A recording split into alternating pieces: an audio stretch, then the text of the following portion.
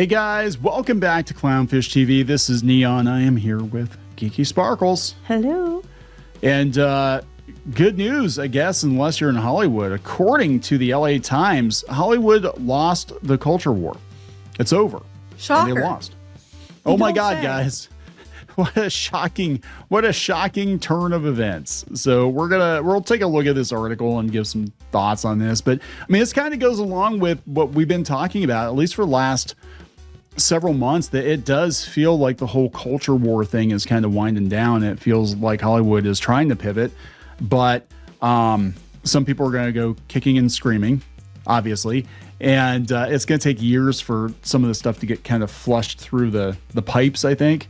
And this is what I think is going on this year with Disney. We talked about they have a bunch of movies coming out, and a bunch of the ones that don't look so good are coming out earlier in the year, probably just to get them out of the way. Well, you're not hearing much about, especially, the Snow White film, and I think they're just trying to push it through. It's like, what, less than 2 months away? In March, yeah. It's in March. Yeah, March and you're 12th or something. Yeah, they're trying to just. I want to say. I don't have it in front of me, but they just want to push it through. Yeah, I mean, I would be very surprised if there were a Super Bowl ad for Snow White, but there might be. They're desperate. Who knows? I mean, they did it for The Flash, right? They spent, Warner Brothers spent like $17 million on a Super Bowl ad for The Flash, and it was a massive failure. So I guess could have given me some of that money, and I could have told you that you're wasting your time. Take the write down, save your money, but they didn't. No. So let's talk about this before we get into it any further. Please subscribe for more pop culture news, views, and rants. Guys, you will get a woohoo if you do. Woohoo! Go out to Clownfish Minus, help support the reef. You can join here. You can join at clownfishminus.com. You can join on Locals, yada, yada, yada. So yeah, we've been talking about this stuff for, like 6 years now, and I think it's over. I think a lot of it's over. And this is a very long-winded article. I was going through it, but they're basically talking about how Hollywood lost the plot. They said a bunch of left-wingers had deals with Netflix and they got canceled. Mm-hmm. And that was a while ago, a lot of them. Yeah. They said Hollywood, the de facto public relations arm of the Democratic Party, has come to reflect and reinforce its political partners' worst instincts, ceding the initiative for understanding and delivering what Americans want in order to chase the chimera of a stable focus group approved midpoint in the culture. What? Giving audiences what they want instead of listening to the Democrats who know better than middle America. But this isn't the LA Times? This is the LA Times. Ooh. So someone's pissed. So this has happened before. We saw them having meltdowns before. Remember when Twisters came out? They're like, they should have used it for climate change, but they didn't. They just gave them a story about Twisters. How very dare they? Where's the message? Where's the pill in the ice cream? The pill in the enema. Pretty much.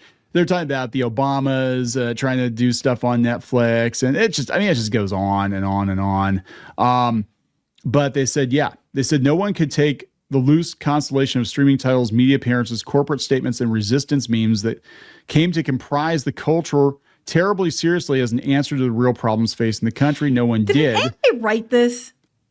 I don't know. It doesn't make sense. Feels very weird. It doesn't feel like it's written. It's like, do you get paid by the word or what? I think they get paid by the word. This is like, really, really, really, really like embellishing here. I have gone through this article, and the takeaway is basically like, we lost the plot. We didn't understand what middle America wants, but fuck middle America, because we shouldn't have to answer to them. They're supposed to watch and consume whatever we give them, and they really don't like Hollywood now. They think that Hollywood is completely out of touch, and I think they're right in believing that. I mean, there are some good people that work in Hollywood, but time and time again, these Hollywood types open their mouths and stupid comes out of it. Mm-hmm. And then they wind up burning down whatever goodwill there was. People don't look up to actors, respect actors anymore. It used to be like, oh my God, it's a celebrity. Now it's like, oh my God, it's another Hollywood elite, blah, blah, blah. So basically the article is basically, from what you're saying, I didn't read it, is that, Hollywood doesn't understand why they failed and they lost, and because you're supposed to just watch what they give you and shut up and take it and give them your money. And they were not understanding that people didn't want their pill in the ice cream and they weren't watching their movies. That's what the article... That is pretty much it. Okay. Yeah. That is it. Because I'm going like, look at this effing article. I'm like, I just summed it up for you there. Boom. I didn't even read it. Use AI to summarize it and see what they say. I did. Oh, did you use AI to summarize? Oh, I was kidding. I did. So I distilled your article down using AI. They said the Democratic Party in Hollywood critique. The article argues that Hollywood, closely aligned with the Democratic Party, has failed to effectively promote or envision a progressive America, focusing instead on superficial or safe cultural outputs rather than substantive change. So they're saying that they should have been more daring. They should have tried harder. Points out the irony. I think they should have tried harder, but I don't think they should have given more messaging. That was the opposite of what you needed to do. It points out the irony in the Democratic Party's reliance on celebrity culture for political gain, which is not translated into electoral success or policy change. That is Shocker. true.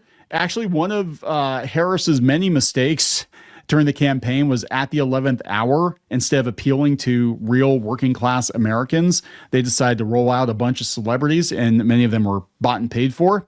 And people were like, wow, you are fake and phony as hell. And I was on the fence. And guess what? I'm not voting for you. Cultural production. The involvement of former political figures like the Obamas in producing content for platforms like Netflix is seen as more about image management than driving political or cultural change. It's pompous. I mean, look at how roundly rejected Meghan Markle and Harry were. I mean, just... The critique extends to how Hollywood has not significantly altered its diversity and inclusion practices. So they're sour grapes.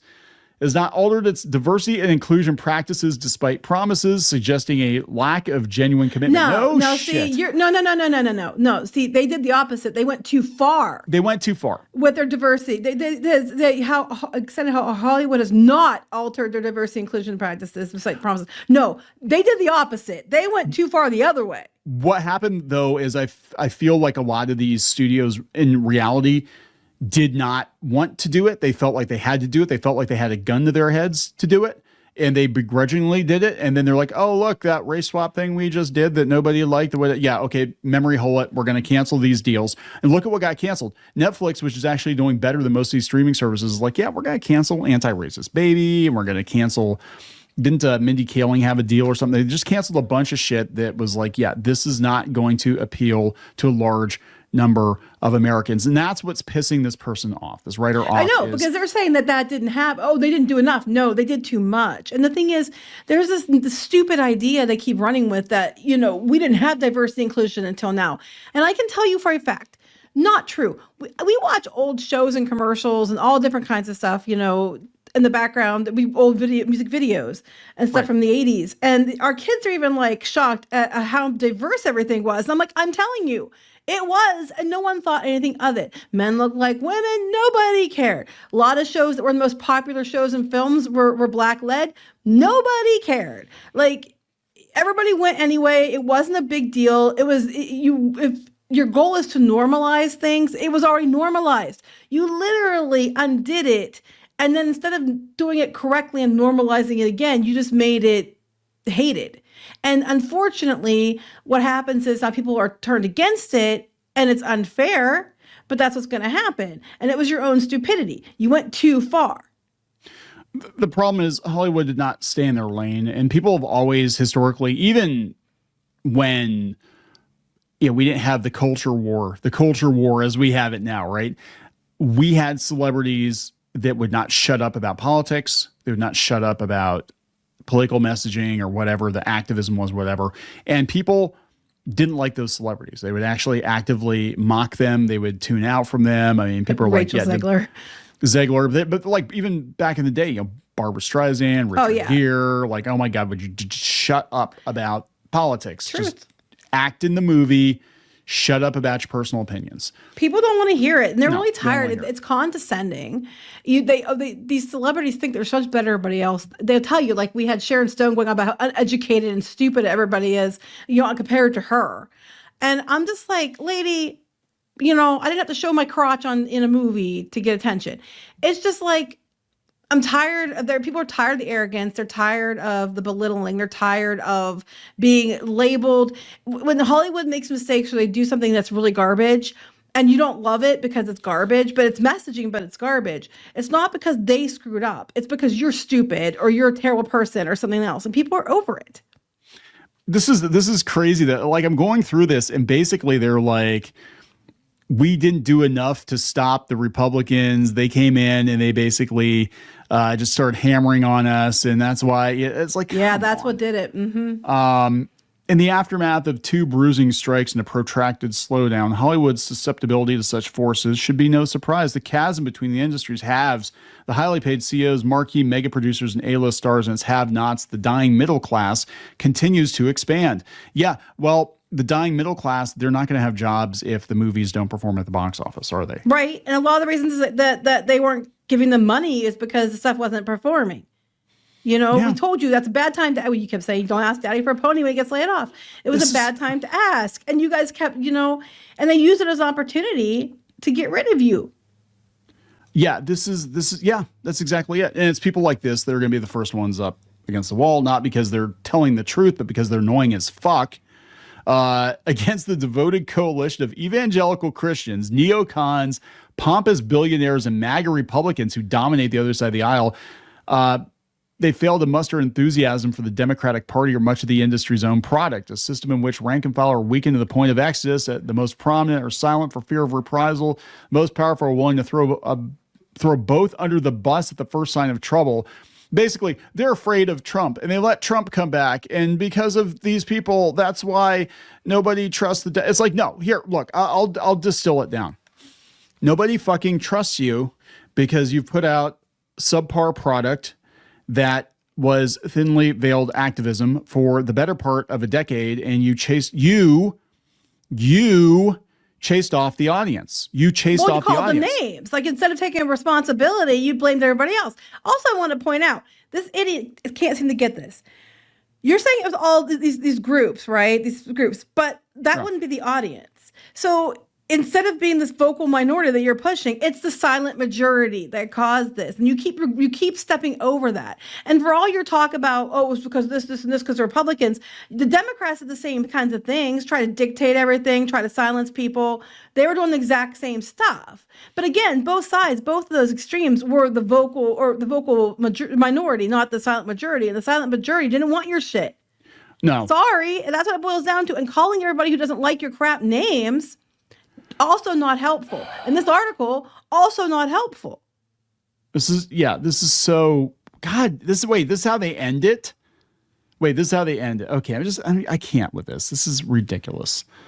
Hope was empty if it didn't specify the hoped for. The unifying feature of Hollywood's current relationship with the Democratic Party, after all, is inscrutable. Politics is scrubbed clean of potential controversy. Therefore, power is as corporate as press release. For many, of course, participating in this culture has been a source of succor, whether in the days of Brat Summer or the depths of Election Week 2020. There's no need to censor the desire to forge kinship, to lick one's wounds, to seek respite or joy. At a certain point, though, community only with other true believers lashed together by shared values and secret languages. At a certain point, though, communing only with other true believers lashed together by shared values and secret language, as if at a church service, cannot be counted on to transform society in tangible ways. Indeed, such a strategy might eventually come to resemble the conservative practice of placing faith over works. Wait a minute. If you were Republican or conservative, you were allowed to have an opinion. You were allowed to speak. There's all these people that were like afraid to say anything because they were afraid that they would get blacklisted, and they did get blacklisted. You had Zach Levi and stuff stepping out, knowing that he was going to get blacklisted for doing it. You have different actors that you weren't allowed to say anything. We heard from other people that a lot of people are conservative, but you can't say it because if you can say it, you're blacklisted. That's what happened, Matt. How come it's okay when you guys blacklist people, but now you're worried it's going to happen to you? I don't think anybody should be blacklisted if they have a different opinion politically. I'm not going to lie. But it's just like, you're just mad because now you can't do what you've been doing to everybody else this entire damn time. You lost. I'm just like, double standard. You lost. You lost the culture war. Yes, you lost the culture war because you pushed normal middle America too far left. You thought everybody was from California. You thought everybody was from Portland. You thought everybody was from New York. And if you didn't agree, you were a terrible person. Yeah. You called your audiences, you tried to make people change their opinions in a really bad way. Like, instead of peeling the ice cream, it was literally an enema. And then you're like, if you're taking this enema whether you want it or not, because you're a terrible person if you don't enjoy the enema. It's like, this is ridiculous. Yeah. I mean, it's yeah.